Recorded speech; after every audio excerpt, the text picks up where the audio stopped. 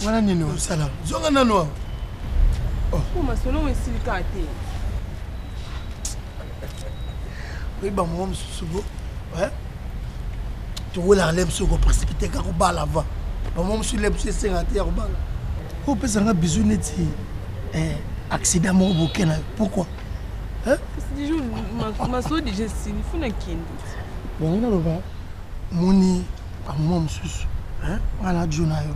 Mais faut avoir moi ba réserve. C'est na ça que si on a fait sur rendez-vous, tout na flat les amis. Vanda.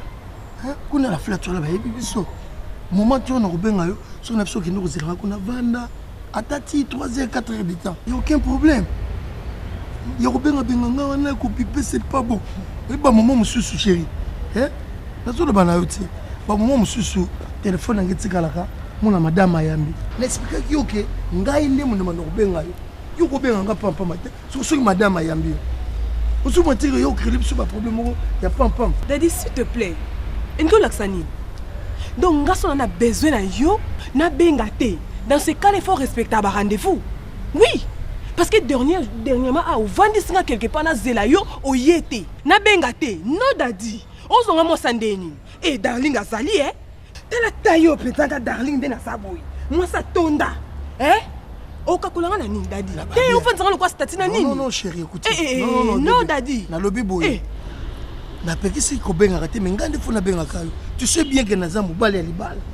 Ah bon? Naza mobali ya libala. Okubela pam mate. Soki ma femme a yambi téléphone. Daddy, nga moi cité. Tom so nga kuna sala comme moi sinon ko tuko sala ngote. Eh boniko moi si tout le monde a pété. Tom so nga na leki. Eh. Kubenga ratende. Ngande na mna kubenga yo. OK, respectez ne ba rendez-vous pour nga na benga oti. Pour so respecter te na benga. Bébé.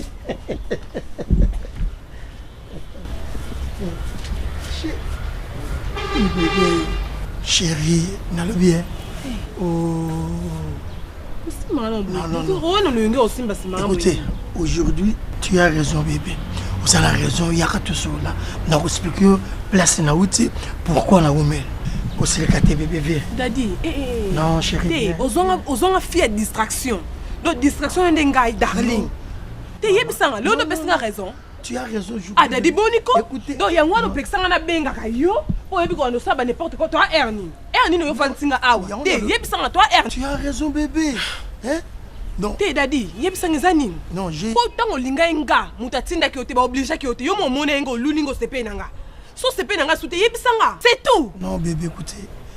J'ai eu un petit contretemps de rien du tout. Donc on a eu contretemps mon cas ya mu ke cache. Ya mu ke vanana expliquer. Sois tranquille chérie. Mais toi. Non fanda te pour non kindi parce que na women non fanda te. Na lobby pas na wucho yebité. Ba kam na kuta na yebité. Omoni na rompa bandal. Ba buki pon wana. Na biso na sala mo 4 heures de temps embouteillage. Non tika mutu kana na. Yo pour bien embouteillage na bandal wana 5 chantiers mais ça na ngezo sala. Yo mo banzela ngezo sala ma chérie nanga. Pourquoi vous silika kali kambo vérifier te?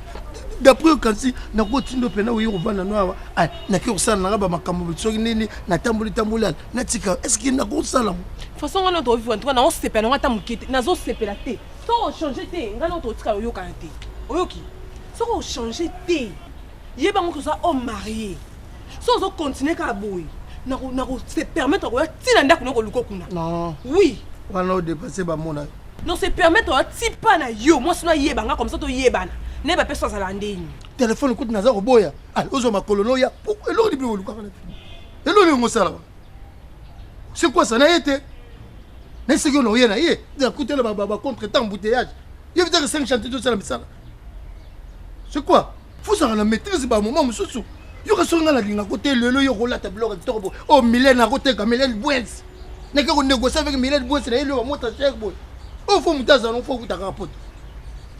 Oh attends vandi place mbongo ezalaka osoko uzaka na pote to yela wote baka ne va minene non sela yo odette na château d'eau tanga tindi biloko na ataka yango yote oto so ba koba wa kelo so minene pourquoi vous l'avez toujours au crème bloc papa faut se maîtriser mais ça na to sala siko yo yebia kuti yo so mona ka mutai makam na to sala yebite o fandi singa na lobate do osa nyoso yo lingi nga ekeko na na vandi na zoti soki no bomela nga temps bomela nga journée yo ke biyenga no soki nini nga ekeko na yo vande la yo j'en ai marre de porter les armes J'en ai marre de faire couler le sang et les larmes. S'il te plaît, et c'est le psy qui est marié. Pourquoi pas nous pécher le go mbalana et l'on y longue péxa ou ba yo raté. D'après yo, nous avons télémisinga awa. Na zela kayo, erozo yande za bien.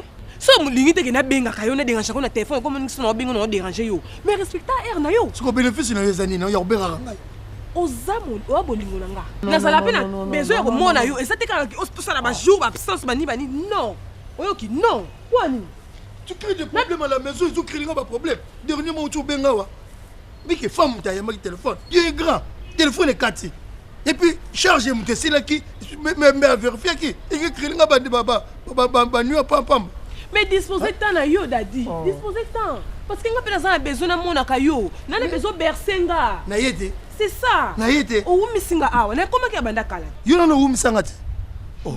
Yo to zongande moment la moka mukebo. Nga zo peso ba valeur na yo. Donc aussi to lingani to comme propre bagage mo. Nga lo peso ba valeur. Yo pe pesa ba valeur na ngai. Non. Comprendre nga s'il te plaît. Hein? Nous en avons besoin na yo. Parce que tu sais que ceux qui na ndako kimeza te. Yo pour za la kimete. Futsaka na mutu na yo, ajo na zalango. Tu na propriété. Na mukolo na musika. Faut pesa nga ba valeur na ngai. Na zo sipiko likamwana. Tika ko benga nga na téléphone. Ceux qui n'ont besoin de yo, nga la robenga. Ko bipé nga la journée de 10 000 fois. C'est quoi ça? Mais comprendre ngai Dadi, comprendre ngai. Hein, il faut la pepe menanga au consolanga au simbanga et ça nga bien. Mais yo soki au quand même que ska mo zone ngomona ngati na obenga yo. Sozo respecter parole nanga en tout cas na déranger. Ça va, tout de suite on a besoin ni. Yebsanga ngai. Siko lo bana on a besoin. Siko besoin ka to tema ka to telemi to vanda te.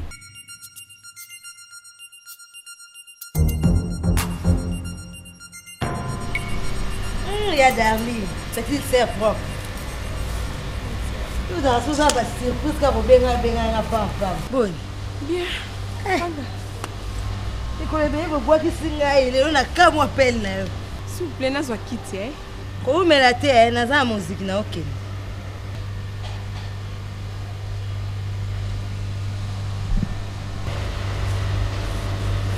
Elle est sous nene hein. Vous bien. Comme là pas problème na compte.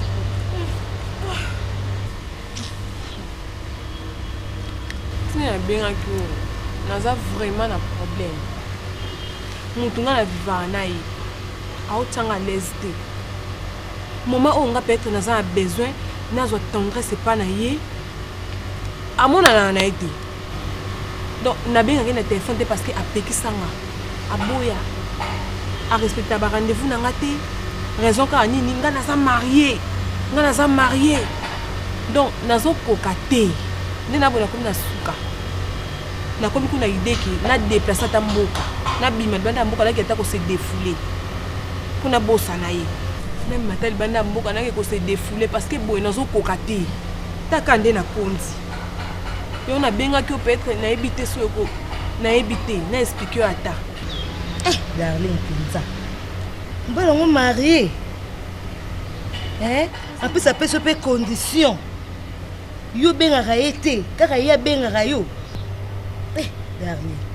On est bien marié, écoute, on va l'engueuler, ça c'est moi jeune fille à boiseau, l'engueuler, le quoi, ça n'est pas on va là non ouais. On va n'anga Dadi. Ah, avant d'aller à Kabamba, on qui t'a vers flambeau, on ne peut encore y a quoi, on ne peut pas m'emmener les arana. Dadi dit Kambala. Dadi nani? Dadi dit Kambala, on va n'anga Dadi. Y'a pas un bébé. Moi moulay, elle a ta propre mot. Ah boga, ah pembe, ah. Maman n'anga na kufi. Yo emele nonde. Yene mobile ozobetela toloke mobile na yo boyebo ye wana nde Dadi wana wa flambeau ye wana mobali nanga na linga mingi mama malgré ça marié na linga kai mais leki nango tie lokolo esika mabe otie penza lokolo esika mabe na potopoto penza mais Dadi eza marié na yebi est-ce qu'il eza marié na linga ke kaka na ki marié na ye wana mama na ngai mais Dadi eza mobulu te abima ape libanda te darling siko nga pene naza boye nayebi Dadi très bien nayebi mpe mwasi na ye siko banda bovandi na ye batano to bovandi na ye bénéficier na nini? Na bénéficier ka bolingo yaya. Na bénéficier bolingo. Malgré ces derniers temps pesa nga ngote. Tant vanene na bénéficier bolingo. Oza mosi kitoko. Luka ki ko débrouiller na wata na Angola, hein? Oko ke no Angola te na Angola otula te, okende penza wawa. Otula te. Oko ke no Angola te. Angola oui, nous les aboula bien, mais ce qu'on a na mbongo te. Ndena boy na zwi mbongo wapi pona kenda Angola. Izola esamisu, ba stratégie ze belé ya ndenge nyos oko bimsele mbongo. Stratégie? Net stratégie ni nonga na kosa na minute. Yebite kabala. Poso na minute yebise ka ke noza boza azemi. Akobanga montagne to ko senga o sanzelo wango. Ako sanza donc chou ezate idée ezate donc na o wana ko zo ya ndo profiter. Sur les semisu mitali yo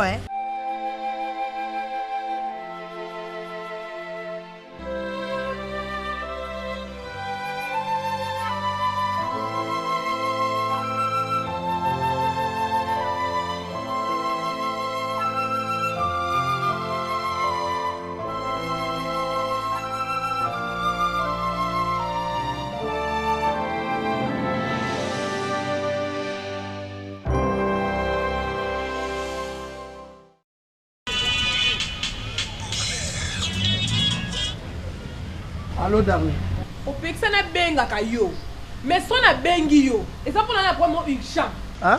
Quand on a loba dans 30 minutes, tu ma colono a té. Lobby? Na lobby bongo, so tu ma colono a té. Donc na ndaku no ke kuta na nganza mi na kiti. Mais le bas la téléphone, pourquoi il y a un compliqué? On recoute na ndaku no so yete dans 30 minutes. Combien de le lobby on a été au chamba colonanda? Vous savez de mon sala, au yébité ou bien en banque pas là. Et t'as dit que ça les fort long côté ça oya siko. Mais pourquoi compliqué en vie? Pourquoi? On peut s'en 30 minutes depuis quand? Quand on a lobby bon on a bela au lobate. Ce qu'on veut on a on t'y comprend pas. Nana minga au lobate. Donc quand on a minute on a zela au a.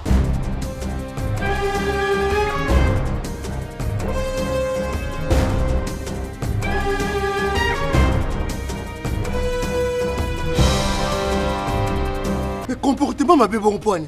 Ma canison est où tu as? Ok, je ma canison est là. Pourquoi? Quel que soit le problème nous allons.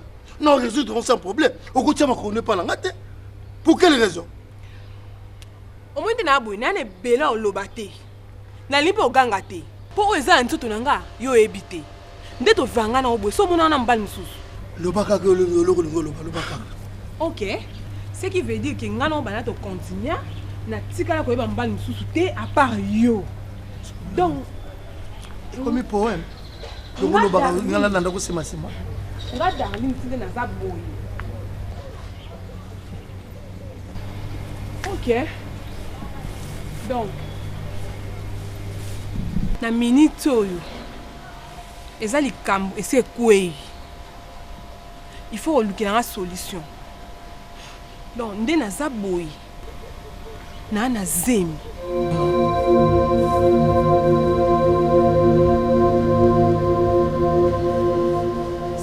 Non, oyo saliwana non. Et nous l'axani. À ton âge, aux arnaques calendrier, pourquoi vous créez des problèmes à pas ma boue? Darling, tout ça quand même gentil na vie. Donc tu bien on pour la carabo pour la carabo bien. On vérifie. Pourquoi vous bébé ça? Tu sais bien que je suis marié. Oh y est bien ou bien. Faut vérifier l'homme sous ton zone ngoloba. Non. Faut qu'on se contrôle la beaucoup sur le bac d'eau. Sur le bac net c'est mon boy. Net c'est l'eau mon gars ya pamba boy. Il y a pas problème ni au côté de la catchoua. OK. Dans ce cas-là, nous proposons deux choses. Ou soit na plier ba bagage nanga, na ko vendre pa na yo, ou soit o lukenga mbongo pour que na longola zemio. Donc pour na moko, na temps le bébé l'été. D'accord, ça va. J'ai un docteur. Tu es ensemble. Ballon le zemio. Problème te. Nana docteur o soignanga. O comme même pas docteur na hote. Pour yo quand mosanga mabe nani. Nana docteur nanga o ebi corps nanga alandela soin nanga. Non. Eh. Non. O même pas docteur. Tiens un contact na docteur wala. Tiens un contact na docteur. Papa, contact exacté. Mosanga nana longwa zemio yo. O so na epa na yo. So compliqué na yo pa na yo. Comment compliqué nga? Couper ses sumbongote comme tout ça maté. Donc ngade na okende bo. Na ko soka bila mala nga bilo nanga na okepa na o. Non. S'il te plaît, viens. C'est là. Combien bon?